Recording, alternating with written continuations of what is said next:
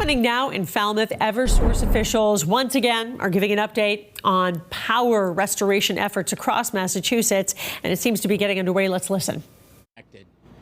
The numbers are trending in the right direction. Currently, right now, we're about 62,000 customers out. We made a lot of progress last night. Down here in the Cape, it's about 52,000 customers, and the difference is in the Plymouth, New Bedford area. To date, we've restored about 400,000 customers since the beginning of the storm, using the work by our field crews and also using some of the remote technology that we have available. So we're making some good progress.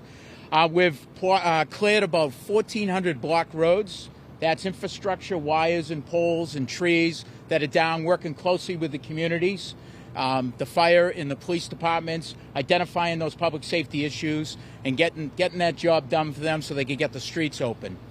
One of our focus has been over the last couple of days is identifying any critical infrastructures, whether it's shelter, water treatment, well water infrastructure, and also any communities that want to open up the schools. Our community relations people have been working with the communities over the last 24 hours. So towns that are open up schools, that's been one of our top priorities, and we're going to get the job done for those folks.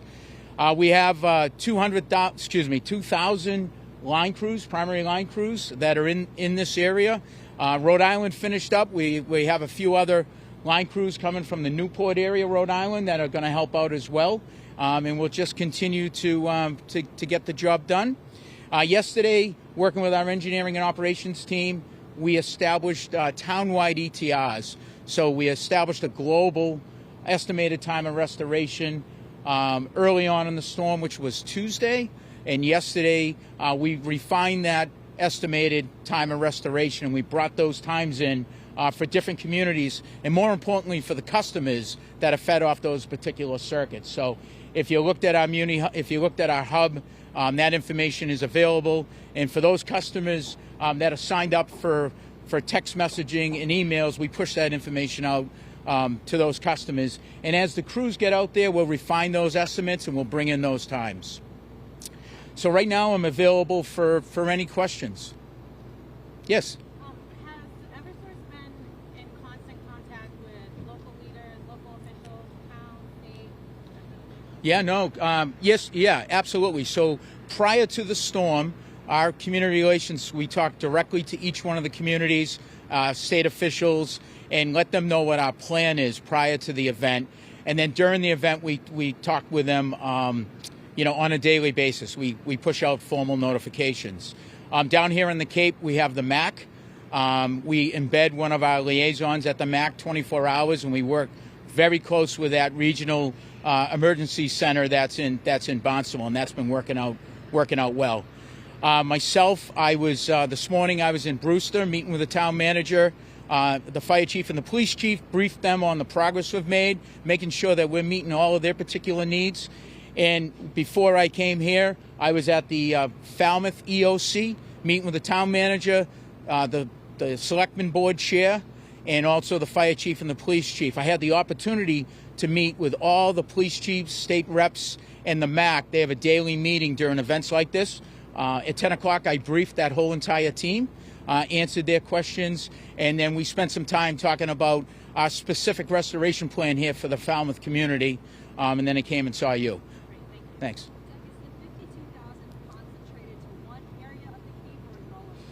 So the 52,000 is spread out throughout the entire Cape, and you can get, more granular information is available on our website.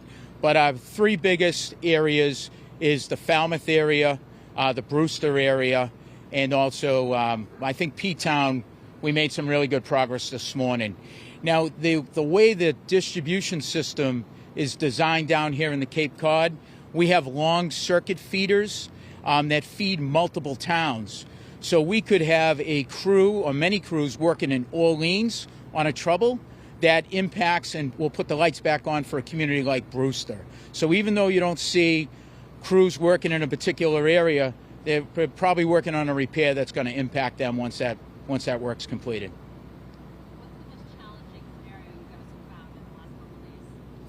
I think some of the most challenging was Monday. Our ability in the blizzard-like conditions to just simply get out and drive the vehicles around.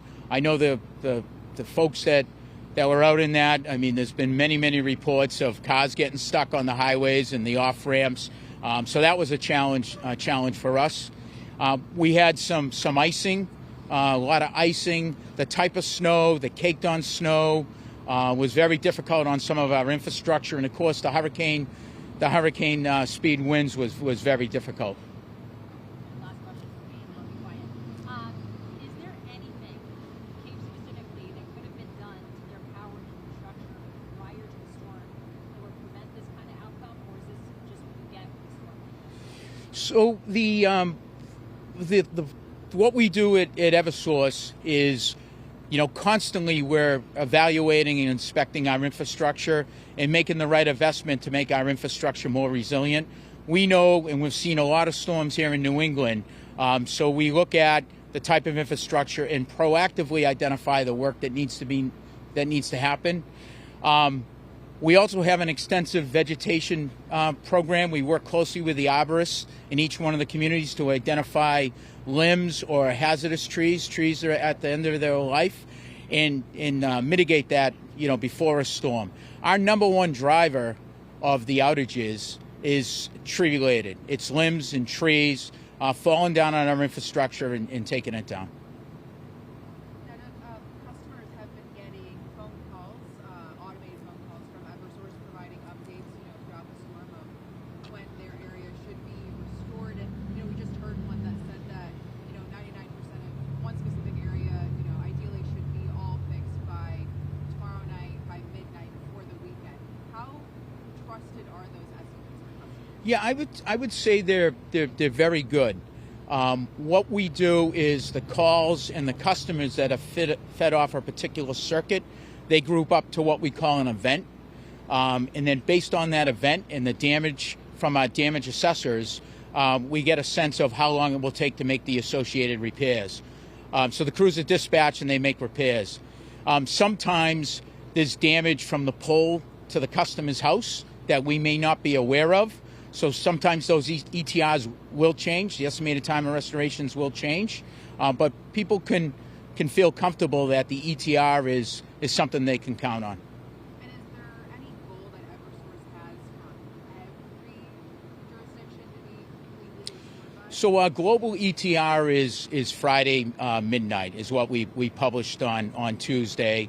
Yesterday we spent a lot of time because we know we are going to get a lot of customers back on, and that progress is going to continue today as well. We're going to make some really good progress today. So you have crews from all over. Can you just talk about how far away they come and how you get them here? Anything? No, I appreciate that. So, during the event or prior to the event, based on the forecast, we started bringing in crews from as far as Canada, Detroit, Ohio, certainly the New England area, but this was a regional event. So the other utilities in the New England states were also doing the same thing we were doing as far as planning and resources. We brought in the Muni from New Hampshire. New Hampshire Co-op came down yesterday to help us out. And as I think you know, Eversource operates in 3 states, New Hampshire, Connecticut, and Western Mass. New Hampshire and Western Mass did sustain no damage at all. On Tuesday, we were able to bring those resources down here to the Cape and the Plymouth area to help out. When Connecticut finished with their restoration, we brought in those crews. And it's not only those crews from the Eversource companies, but it's also the management team, the engineers, and all the logistical support necessary to make this restoration happen. And then just one other thing. So we're getting calls from North Dennis. There seems to be a lot of people out there. You know anything about North Dennis? I don't have particular details of North Dennis. I will say, though, if you look at the number of crews we had, this spread out in every one of these communities, including Martha's Vineyard. We're not just focused on one community. We have resources in every community. So I'm sure the largest outages in Dennis are currently being worked at. And after this, we can follow up and get some details if you like. Thank you. Can I ask, you were saying about how many roads were cleared. Can you give us, like, maybe on the Cape, how many, and what kind of that was like trees in the roads, wires in the roads?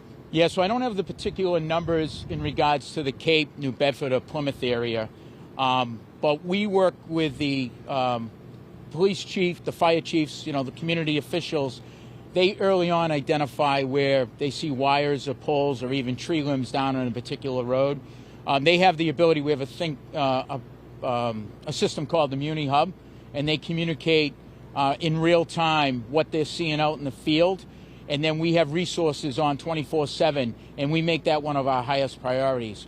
What we want them to do is assume any wire on the ground is energized, so they keep the public away. We dispatch a resource there as soon as we can, make sure it's safe, we clear it, and then we can open up the road so they can plow and get emergency vehicles through. But do you have a sense of like how many there were maybe regionalized? So in total for Eastern Mass, it was 1,400. I don't have the breakup, but it was 1,400 to date. That's like wires and trees in roads? Wires, trees, block roads. The ability just to get, to get through the road. Yep. Damn. That's a lot. It is a lot. And if you look at the weather that we saw on Monday, and as I said earlier, the tree limbs and tree related were mostly what brought down the infrastructure. So it's very challenging, not even just to clear the road, but the amount of snow and the drifting, the ability to get to the block road with equipment to clear it was also a challenge as well. Can you speak to this historically? Like, how does this match up to storms past in terms of outages and in terms of those? Yeah, the most recent storm that is very similar was January of 2022. Very similar as far as wind, the amount of snow, and the amount of damage. We had about 300,000 customers impacted in that event. This event right now, as I said earlier, we have restored about 400,000 customers with another 60,000 customers to go. Thank you.